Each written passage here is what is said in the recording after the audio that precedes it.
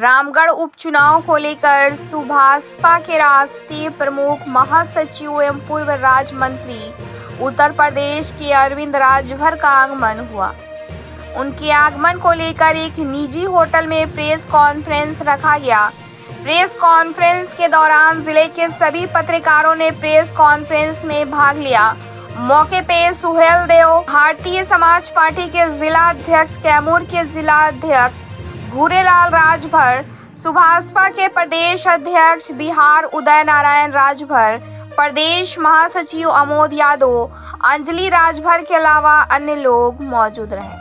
गौरतलब यह है कि पूर्व राज्य मंत्री उत्तर प्रदेश अरविंद राजभर राष्ट्रीय अध्यक्ष एवं पूर्व कैबिनेट मंत्री उत्तर प्रदेश और वर्तमान विधायक महमूदाबाद ओम प्रकाश राजभर के सुपुत्र बताए जाते हैं। बताते चले कि रामगढ़ उपचुनाव को लेकर सुहेल देव, भारतीय समाज पार्टी घूरेलाल राजभर ने रामगढ़ विधानसभा से पर्चा दाखिल किया था।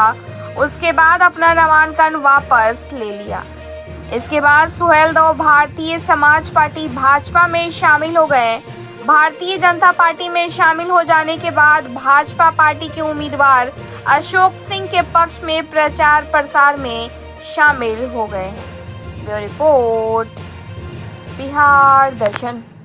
राजभर जिंदाबाद जिंदाबाद जिंदाबाद, छोरी छाप जिंदाबाद जिंदाबाद जिंदाबाद, छोरी छाप जिंदाबाद जिंदाबाद जिंदाबाद, प्रकाश राजभर जिंदाबाद जिंदाबाद जिंदाबाद, प्रकाश राजभर जिंदाबाद जिंदाबाद जिंदाबाद, छोरी छाप जिंदाबाद जिंदाबाद जिंदाबाद, पूरा राजभर जिंदाबाद जिंदाबाद, अरविंद राजभर जिंदाबाद जिंदाबाद जिंदाबाद, अरविंद राजभर जिंदाबाद जिंदाबाद जिंदाबाद, छोरी छाप जिंदाबाद जिंदाबाद जिंदाबाद, पूरा राजभर जिंदाबाद जिंदाबाद जिंदाबाद।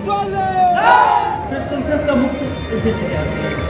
देखिए, जैसा कि सबको पता है कि इसमें उपचुनाव का दौर चल रहा है। बिहार में भी 5 सीटों पर उपचुनाव हो रहा है, जिसमें से 2 सीटों पर हम सबका फोकस है। हम इसमें रामगढ़ में उपस्थित हैं। रामगढ़ में भी उपचुनाव चल रहा है। मैं कल से ही यहाँ पर प्रवास किया हुआ हूँ और कल लगभग 9 जगहों पर हमने जनचौपाल का और कार्यक्रम किया। जिस प्रकार का माहौल इस उपचुनाव में मतदाताओं का दिख रहा है वो कहीं न कहीं एनडीए के पक्ष में है।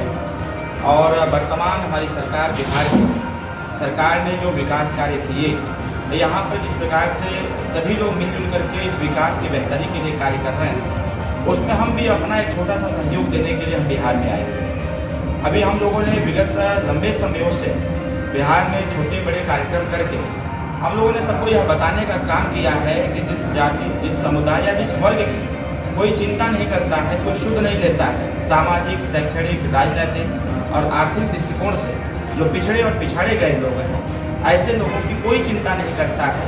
ऐसे लोगों की चिंता सरकार करे, विपक्ष भी करे।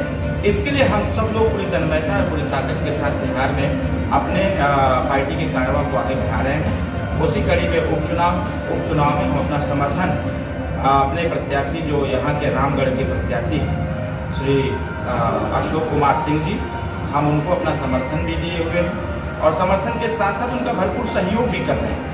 हमारे यहाँ से हम लोगों ने प्रत्याशी भी खड़ा किया था घूरेलाल राजभर जी को, लेकिन हम लोगों ने देखा कि आगे भी 2025 का चुनाव है और एनडीए के साथ हम उत्तर प्रदेश की राजनीति में एनडीए के साथ हैं। अभी विगत लोकसभा के चुनाव में भी हम लोग एनडीए के साथ रहे, तो क्यों न आने वाले चुनाव 2025 जो विधानसभा का है, उस विधानसभा के चुनाव में भी हम बिहार में भी एनडीए के साथ खड़े रहें और हमारी जो हिस्सेदारी भागीदारी बनती है उस पर हम अपने प्रत्याशी को खड़ा करेंगे। हम सीट लेंगे और सीट लेकर के हमारा जो योगदान होगा यहाँ की सरकार बनाने में, हम पूरा अपना योगदान और सहयोग देकर के पुनः एक बार एनडीए की सरकार बनाने का काम करेंगे। अच्छा, रामगढ़ में सहयोग की बात करना, यहाँ पहले से महागठबंधन के खाते में सीट रही है, चाहे लोकसभा भी देखा जाए और विधानसभा की भी स्थिति रही। अब उपचुनाव है, क्या लगता है आपको? देखिए, यहाँ पर हमारी 42,000 की संख्या है। हम राजभर, रजवार, राजवंशी, राजभोग, यहाँ तक कि कुशवाहा, पाल, प्रजापति, जो भी छोटे छोटे कम्युनिटी के लोग हैं, ऐसे लोगों के बीच में हम लोग लंबे समय से काम किए हुए हैं। यहाँ महागठबंधन की सीट रही है, लेकिन हम लोगों के आ जाने के बाद अब ये सीट एनडीए के पक्ष में होगी। हमारा प्रत्याशी अशोक कुमार सिंह भारी अंतर से चुनाव जीतेंगे। आज भी हमारा लगभग 9 कार्यक्रम लगा हुआ है। और 9 कार्यक्रम में हम जाएंगे, लोगों से जन समर्थन मांगेंगे और हमारे जो मतदाता हैं, जिन लोगों को हम लोगों ने लगभग 21 साल से तैयार करके रखा हुआ था, हमारा मतदाता जागरूक हो चुका है, समझ चुका है, समझदार है। वो जान रहा है कि हम सबके नेता माननीय ओम प्रकाश राजभर जी, जो गरीबों के पक्ष में हमेशा आवाज उठाते रहते हैं, हमारी भी इच्छा है, हमारी पार्टी की भी इच्छा है और जनता की भी इच्छा है कि हम एनडीए के साथ अगर हैं तो बिहार में सहयोग करके आने वाले 2025 के विधानसभा चुनाव में हम अपनी उपस्थिति दर्ज करा करके जो गरीबों की आवाज दबी हुई है उसको हम उठाने का काम करें और जनता तक उनका हक हिस्सा अधिकार पहुंचाने का भी काम करें। 25 में कितने सीटों की डिमांड रहेगी आपकी? हमारे नेता तो पहले से ही अनाउंसमेंट कर चुके हैं। नेवादा में आपने देखा कि इतना बड़ा कार्यक्रम महिलाओं का आज तक किसी राजनीतिक दल ने नहीं किया था। ऐसा लगा कि बिहार ही नहीं पूरे देश की राजनीति में भूचाल आ गया कि 25,000 की संख्या में महिलाएं एकत्रित होकर के अगर पूर्ण रूप से शराबबंदी की बात करें तो वहाँ पर कम से कम 10,000 हमारे युवा साथी जो दिशा विहीन है, ऐसे लोग एकत्रित होकर के अगर ये बात करें कि अगर हम बिहार के लोग गुजरात, महाराष्ट्र और पंजाब की फैक्ट्री चला करके देश की आर्थिक स्थिति को मजबूत कर सकते हैं, गुजरात की स्थिति को आर्थिक स्थिति मजबूत कर सकते हैं, तो फिर बिहार में क्यों? हमारी इच्छा भी है और हमारी पार्टी के एजेंडे में भी है, अगर एक बिहारी 100 पर भारी होता है तो फिर यहाँ बिहार में गुजरात के लोग, महाराष्ट्र के लोग, पंजाब के लोग आकर के कल कारखाने, उद्योग धंधे क्यों नहीं लगाते?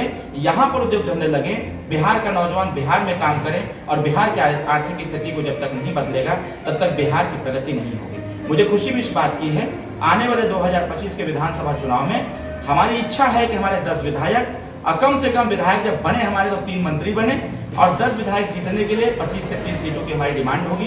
हम लोग सीट भी लेंगे और सीट पर काम भी करेंगे। वो हमको 30 सीट देंगे और हम पूरे बिहार में लगभग 32 जनपदों में हमारा संगठन है, 32 जनपदों में हमारा संगठन मजबूत है। हम 32 जनपदों के संगठन को लेकर के हम एनडीए के पक्ष में मतदान कराएंगे और इस बार प्रचंड बहुमत से सरकार बनने का पुनः